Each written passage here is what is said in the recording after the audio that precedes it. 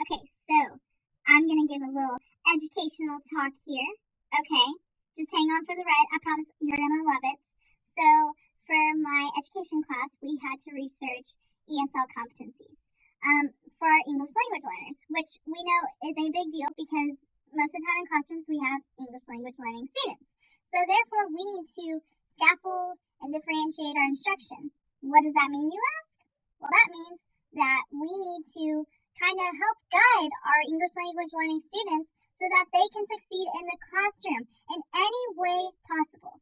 And I'm going to talk about the 3 big ideas, what my competency was, and what everything I learned, and tie it all together for you. So let's get started.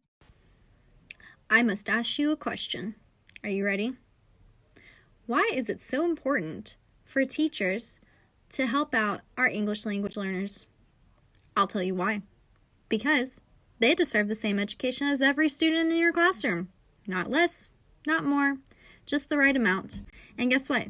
To do that, to achieve that, you have to help them out. And that's why these competencies are so important to know. Because even if you're not a bilingual teacher, even if you're just an ESL teacher, you need to know these things to help your students out. Otherwise, they're going to be left struggling, and that's not fair to them. Okay, so my competency is in Domain 2, and it's competency number 6. And I'm about to tell you the 3 big ideas that I learned from it. But I thought it was probably very important to tell you my domain and competencies so that you know. And you could even look it up yourself. All right, let me explain big idea number 1. Okay, so big idea number 1 for my competency is that we need to teach ELLs in a way that scaffolds the curriculum that they should be learning. This does not mean that we should just lower the standards we have for them. We have to have the same standards, but we need to scaffold and differentiate the way that we teach them this curriculum. So break it down into simpler forms. Even if it seems like it might be baby steps, break it down because that can help them. Also, pre-teach important vocabulary to know before starting a new unit. Also, please use lots of visuals and graphic organizers because that helps out our friends so much more than you know. And you will have to repeat yourself a lot, and that's okay because they need repeated instruction. So please keep that in mind with your ELLs. All right, big idea 2. Let's go.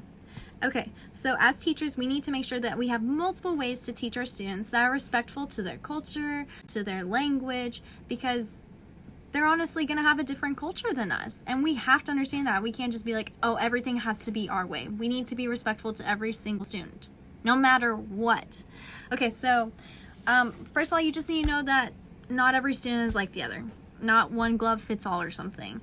If possible, have material that's in the student's native language and also in English so that it's an easier transition for them. I promise that helps so much more than you know. And also make sure to engage their background knowledge. They might not have the background knowledge you think they have, or they might, and you might just overlook it. So background knowledge is key, and you want to build on that. And you want to make it relevant to their culture, their lifestyle, so that they are engaged in what you are teaching them. Okay, here we go. Big idea number 3. Are you ready? Because I am.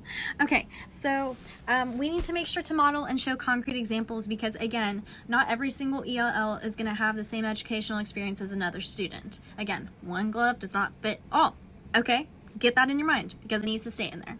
So we need to ask questions to check for understanding to make sure our ELLs are understanding what is going on. Sentence stems, hello. Big helper with helping our ELLs write in English. I mean, huge helper. Have engaging conversations with the students. Try to, kind of probe for clarification, but engage them in it. Not just, what's this? What's this? A million question them. Just give them enough questions to engage them. And then always incorporate cooperative learning because that is going to be your best friend for any and every student. Woo! I hope that made sense, and I'm so happy I could talk about it because I love talking about educational things. So, food for thought, keep everything in mind, and have a great educational career.